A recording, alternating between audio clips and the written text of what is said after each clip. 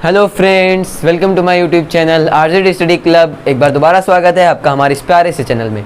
आज हम दोबारा से वही चैप्टर स्टार्ट कर रहे हैं जो हमारा चैप्टर चल रहा था, प्रकाश, परावर्तन और अपवर्तन, यानी कि लाइट, रिफ्लेक्शन एंड रिफ्रैक्शन। सबसे पहले जो आज का हमारा टॉपिक है उसे शुरू करने से पहले मैं आपको प्रकाश के कुछ गुण बताना चाहूँगा जो ज़रूरी है ये टॉपिक पढ़ने से पहले। ठीक है, तो चलिए शुरू करते हैं। हमारा जो पहला पॉइंट है वो है कि प्रकाश चुंबक अनुदैर्ध्य तरंग की तरह सीधी रेखा में गति करता है। ठीक है, यानी चुंबकीय जो अनुदैर्ध्य तरंगे होती है उनकी रूप में प्रकाश क्या करता है, प्रकाश सीधी रेखा में, प्रकाश सीधी रेखा में गति करता है। ये जो पॉइंट्स है वो आगे आपको टॉपिक में काम आएंगे, इसलिए मैं इसे पहले बता रहा हूँ। ठीक है, प्रकाश क्या होता है, प्रकाश सीधी रेखा में गति करता है, पहली बात। दूसरा पॉइंट क्या है, दूसरा पॉइंट ये है कि जो मैंने आपको बताया था कि जब प्रकाश की किरण किससे, सरल माध्यम से विरल माध्यम में, विरल से सघन माध्यम में या सघन से विरल माध्यम में जाती है तो क्या होता है, उसमें कुछ परिवर्तन होता है, उसकी जो दिशा होती है वो थोड़ा बहुत बदल जाती है। ठीक है, तो वही ये पॉइंट है कि जब सघन से विरल में जाती है या विरल से सघन में, ठीक है, सघन से जब विरल में जाती है तो क्या होता है, वहाँ पे प्रकाश की चाल धीमी हो जाती है। मतलब आप यहाँ पे सघन मतलब मैंने आपको बताया था टफ होता है, जो कठिन होता है, और विरल मतलब जो आसान है, यानी कि सरल है एक तरह से, उसे हम कह सकते हैं। तो विरल क्या होता है, विरल आप ले सकते हैं वायु यानी हवा, एक तरह से विरल है। और सघन क्या है, सघन है कांच, शीशा।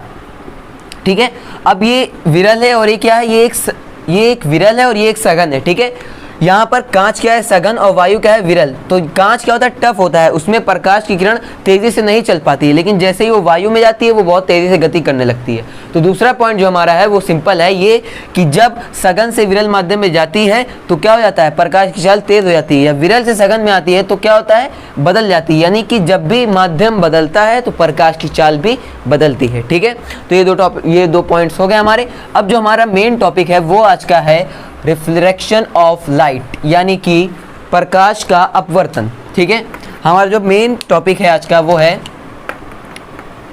प्रकाश का अपवर्तन।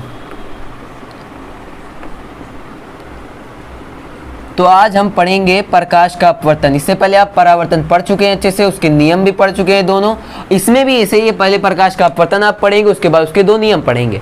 ठीक है, तो शुरू करते हैं। प्रकाश का अपवर्तन क्या होता है भाई, प्रकाश जब एक माध्यम से दूसरे माध्यम में जाता है तो क्या होता है, अपने मार्ग से विचलित हो जाता है, और इस घटना को क्या बोलते हैं, प्रकाश का अपवर्तन बोलते हैं।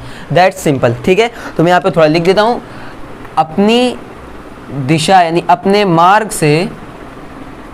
मार्ग से विचलित, यानी कि विचलित मतलब होता है बदल देना, थोड़ा बहुत इधर उधर हो जाना, यानी अपने मार्ग से विचलित होने की क्रिया, ठीक है, क्या कहलाती है, अपवर्तन कहलाती है। ठीक है, यहाँ पे मैं लिख रहा हूँ ताकि आप नोट करते रहें, आपको बाद में दिक्कत ना हो। यहाँ पे मैंने क्या कहा, प्रकाश का अपवर्तन, यानी अपने मार्ग से जब विचलित होने की क्रिया को क्या कहते हैं, प्रकाश का अपवर्तन कहते हैं। ठीक है, अब मैं एक बार दोबारा रिवाइज कर दूं। जैसे मैंने आपको बताया था कि एक समतल दर्पण मैं ले लेता हूँ। ठीक है, ये एक तल है समतल। अब यहाँ पे क्या है, मैंने एक किरण लाई, जो मैंने कल आपको बताया था, एक बार वही मैं रिवाइज कर रहा हूँ, क्योंकि मैंने इसमें क्या बताया है, प्रकाश का अपवर्तन क्या होता है, अपने मार्ग से विचलित होने। क्या, जो किरण आती है एक माध्यम से दूसरे माध्यम में, तो जो अपने मार्ग से विचलित हो जाती है तो उसे क्या कहते हैं, प्रकाश का अपवर्तन कहते हैं। ठीक है, तो ये किरण मैं ला रहा हूँ भाई, ये किरण आई यहाँ पर, ये आपतन बिंदु पर, जिस बिंदु पर आती है, यानी जिस बिंदु पर आके मिली है यहाँ पर हमारी किरण, उसे क्या कहते हैं, आपतन बिंदु कहते हैं। ठीक है, ये क्या है, ये है आपतन बिंदु। और यहाँ से किरण क्या हुई, यहाँ से जाना चाहिए किरण को यहाँ पर। ठीक है, किरण को यहाँ पर जाना चाहिए। ठीक है, लेकिन ये क्या करती है, किरण अपना रास्ता बदल देती है, कभी यहाँ हो गई। अभी मैंने ये नहीं बताया कि ये विरल है कि सघन, सघन है विरल। अगर मैं ये करता तो अगर विरल से सघन होती तो यहाँ पर मामला चेंज होता, अभिलंब से दूर आती, अभिलंब से पास आती। यहाँ पे आए, मैंने यहाँ पे अभिलंब डाल दिया भाई, आपतन बिंदु पर अभिलंब। ठीक है, मैंने अभिलंब डाल दिया। यहाँ पर क्या हुआ है कि किरण आई है और अपने मार्ग से विचलित हो गई। तो ये जो पूरी घटना है, ये जो पूरी कहानी हुई है भाई, ये क्या कहलाती है, ये कहलाती है अपवर्तन। ठीक है, तो अब अपवर्तन को एक बार फिर से समझ लिए, मैं आखिरी बार रिवाइज कर रहा हूँ।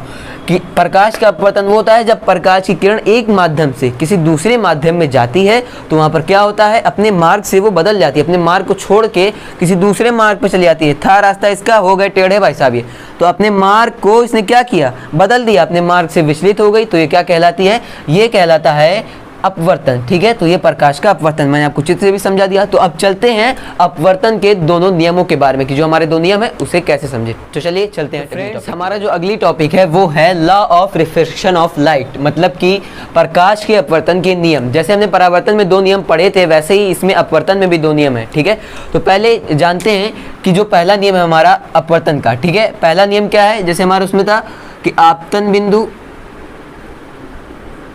ये है आपतित किरण, अपवर्तित किरण,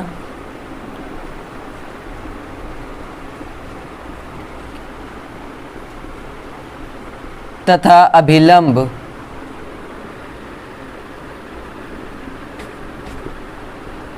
तीनों क्या होते हैं, एक ही तल में होते हैं।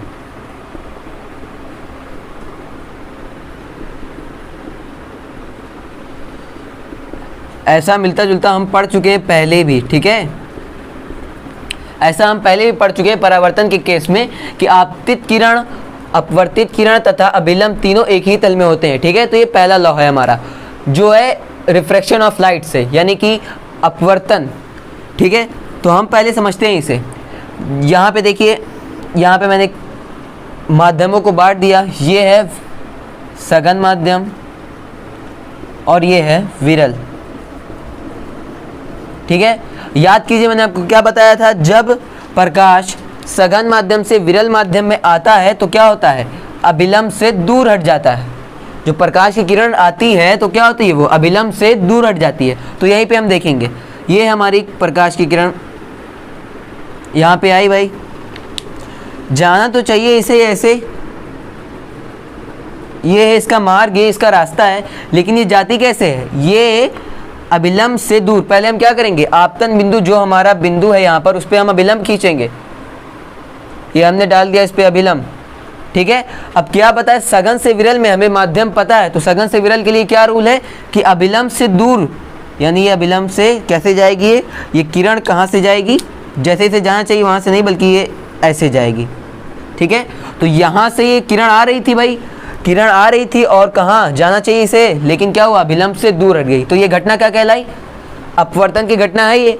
लेकिन अब इसमें हमें पहला रूल क्या है, आपतित किरण, अपवर्तित किरण तथा अभिलंब आप तीनों एक ही तल में होते हैं। ठीक है, तो पहले हम यहाँ पे समझेंगे इन टर्म्स के बारे में जो यहाँ पे यूज किए गए हैं। आपतित किरण क्या है, आपतित किरण क्या है, मैं पहले यहाँ पे नाम दे देता हूँ ताकि आप आसानी से समझ जाएं। ए, ओ, यहाँ पे मैंने दे दिया बी और ये सी।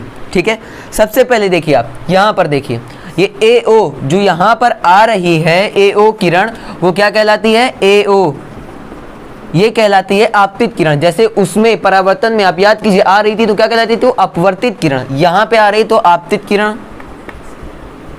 ठीक है, आपको दिख रहा होगा यहाँ पर आपतित किरण। ठीक है, ये क्या हो रहा है, ये अपवर्तित किरण है जो OB है। ठीक है, BO या फिर OB जो भी कह लीजिए आप, ये पर अपवर्तित होके जा रही है तो ये क्या कहलाती है, अपवर्तित किरण। ये आप नोट करते रहिए। ठीक है, अपवर्तित किरण। और जो हमारा ये है, ये तो अभिलंब है, ये परावर्तन में भी था और ये इसमें भी। तो हमारा जो क्या है CO, ये क्या है, ये अभिलंब है। तो हमारा जो रूल कह रहा है, अब उसमें आपको टर्म के बारे में पता चल गया। अब आपतित किरण क्या है भाई, आपतित किरण है ये जो किरण आ रही है, पर अपवर्तित किरण क्या है, जो अपवर्तित होकर जा रही है। ठीक है, और अभिलंब हमारा ये है। ठीक है, अब हमारा रूल ये कहता है कि आपतित किरण, अपवर्तित किरण तथा अभिलंब तीनों एक ही तल में होते हैं। मैं आपको बता चुका हूँ उसमें भी, लेकिन इसमें भी मैं एक बार बता देता हूँ। एक ही तल का मतलब क्या होता है, ये तल तीन प्रकार के होते हैं, एक्स अक्ष, वाई अक्ष और जेड अक्ष। ठीक है, एक्स, वाई और जेड अक्ष। ठीक है, एक्स, वाई, जेड अक्ष होते हैं। तो ये कह रहा है कि जब भी ये तीनों होंगे तो एक ही तल में होते हैं ये। जैसे आपने स्टंप देखा होगा, आप स्टंप के लेग साइड पे खड़े हो जाइए या ऑफ साइड पे और उसे एकदम लाइन से आंखों से देखिए सटीक, तो क्या दिखाई देगा आपको, सिर्फ एक स्टंप दिखाई देगा। तो क्या होता है, वो एक ही तल में लगे होते हैं तीनों। तीनों ऐसे नहीं लगे होते, एक स्टंप यहाँ तो एक यहाँ, एक यहाँ, इस प्रकार से नहीं लगे होते। तीनों स्टंप कैसे लगे होते हैं, ऐसे ऐसे ऐसे। अगर आप इस यहाँ से देखेंगे, इस इस तरफ से देखेंगे आप तो आपको सिर्फ ये वाला दिखाई देगा और ये तीनों लाइन से, तो ये क्या है, ये तीनों एक ही तल में है, ठीक है। उसी प्रकार जैसे ये है उसी प्रकार ये कह रहा है कि आपतित किरण, अपवर्तित किरण और आपतन बिंदु पर अभिलंब तीनों एक ही तल में होते हैं। मैं आपको समझा दूं कि जैसे ये है हमारा अभिलंब, ये है हमारा अभिलंब और ये आ रही है आपतित किरण और ये परावर्तित किरण, सॉरी अपवर्तित किरण, तीनों है ये एक प्रकार से। तो ये क्या है, ये तीनों एक ही तल में होती है, ठीक है। जैसे मैंने आपको बताया था कि अपवर्तित में आप यहाँ से देखेंगे तो सिर्फ आपको एक दिखाई देगा, तो वैसे ही ये भी है कि ये क्या होता है, जब आप इधर से देखेंगे या उधर से देखेंगे, किसी एक साइड से देखेंगे तो ये सिर्फ एक ही दिखाई देगा। तो यानी क्या कह रहा है, आपतित किरण, अपवर्तित किरण तथा अभिलंब तीनों एक ही तल में होते हैं, ठीक है। तो जो चलते हैं, हमारा जो दूसरा नियम है वो भी बहुत इंपॉर्टेंट है, तो चलते हैं अब दूसरे नियम की तरफ। तो फ्रेंड्स, हमारा जो अगला नियम है, पहला नियम क्या था हमारा कि आपतन कोण, अपवर्तित किरण, आपतित किरण सब क्या होता है भाई, एक ही तल में होते हैं, ठीक है, अभिलंब। लेकिन ये हमारा जो दूसरा लॉ है वो क्या है, आपतन कोण की ज्या तथा अपवर्तन कोण की ज्या का अनुपात सदैव नियत रहता है। कितना जबरदस्त नियम है भाई, आपतन कोण की ज्या तथा अपवर्तन कोण की ज्या का अनुपात सदैव नियत रहता है, ठीक है। तो पहले इसे हम कैसे समझेंगे, इसके लिए आपको ये समझना होगा आपतन कोण और अपवर्तन कोण। एक बार मैं फिर से वही चित्र ला रहा हूँ आपके सामने सिंपल तरीके से।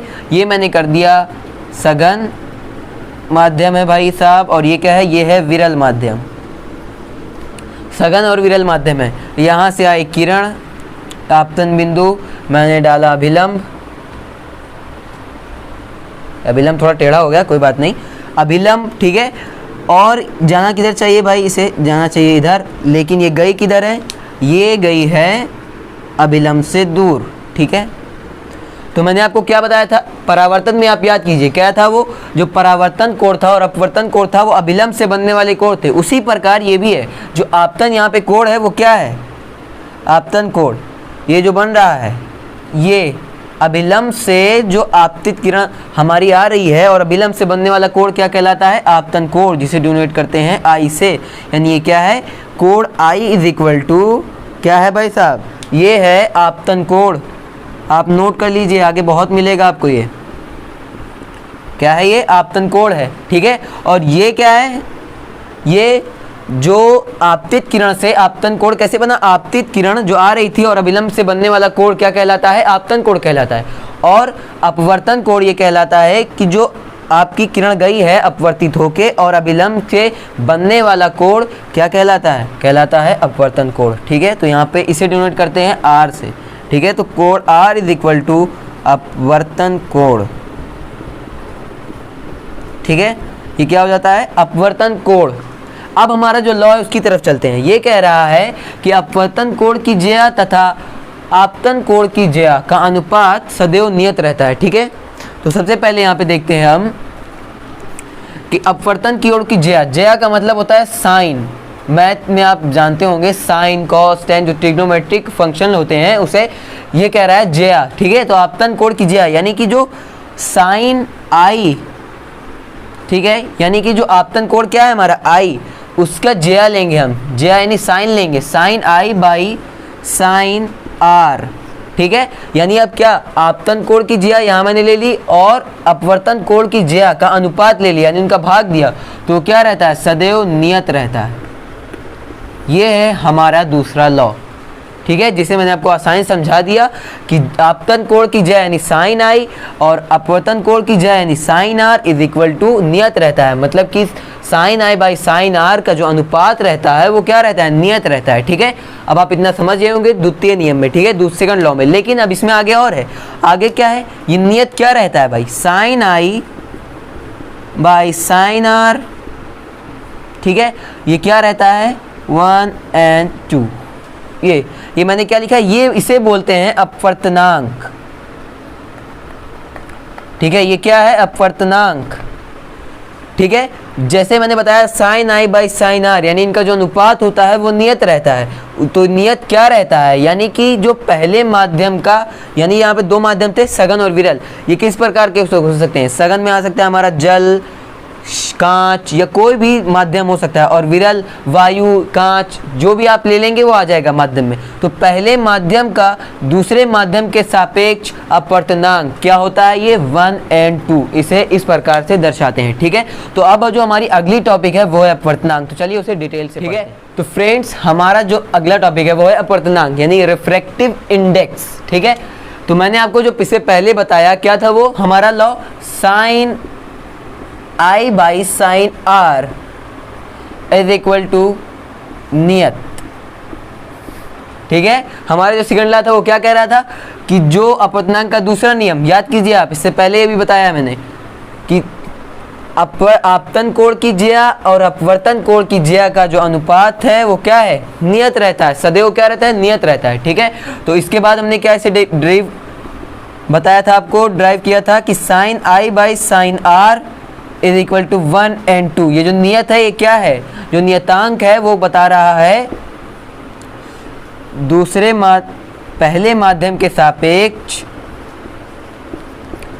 पहले माध्यम के सापेक्ष